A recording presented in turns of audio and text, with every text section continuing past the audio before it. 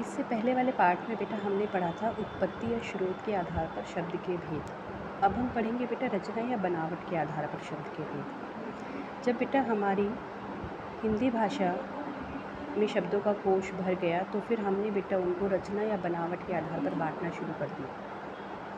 तो बेटा वे शब्द जो अपने एक ही अर्थ के लिए जाने गए और जिनके हमने टुकड़े करने के प्रयास करे पर टुकड़े करने पर उनके अलग अलग अर्थ नहीं निकले, उनको हमने रूढ़ शब्द नाम दे दिया, जैसे घर, फल, नल, फूल। अब बेटा इन शब्दों को आप देखोगे तो घर से हमें पता चलेगा कि एक ऐसा स्थान जहाँ हम रहते हैं। अगर हम इनके टुकड़े करने का प्रयास करें तो बेटा घ और र दो अलग अलग वर्ड निकलेंगे जिनका कोई अर्थ अपने आप में अलग से नहीं निकलेगा। तो वे शब्द बेटा जिनका कोई अलग अर्थ नहीं हो टुकड़े करने पर और जो अपने एक ही अर्थ के लिए जाने जाएं वो रूढ़ शब्द कहलाते हैं। फिर है बेटा यौगिक शब्द। ये योग से बना है। योग का मतलब है जुड़ना, जो दो शब्दों के मेल से बने हैं और बेटा उन शब्दों की जब हम टुकड़े करते हैं तो दोनों ही शब्दों के अलग अलग अर्थ भी निकलते हैं, तो वो बेटा आपके यौगिक शब्द कहलाते हैं। जैसे हिम प्लस में आले हिमालय।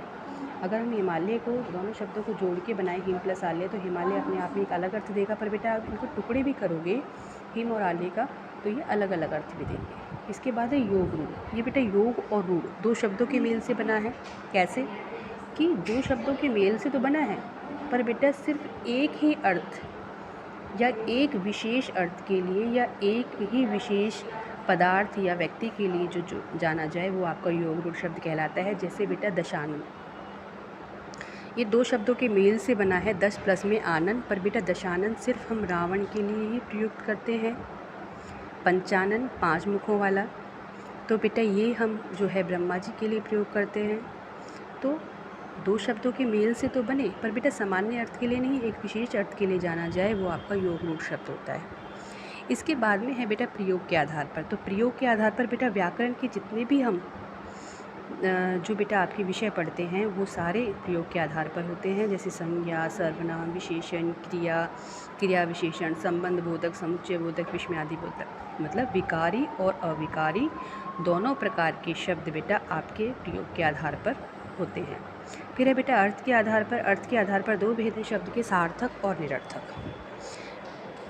सार्थक शब्द बेटा जिन शब्दों का अर्थ निकले उनको सार्थक शब्द कहते हैं, और निरर्थक इसका बिल्कुल उल्टा, जिन शब्दों का कोई अर्थ ना निकले वो निरर्थक शब्द कहलाते हैं। तो अर्थ को ध्यान में रखते हुए बेटा हमने इनके को भी बांटा है आगे।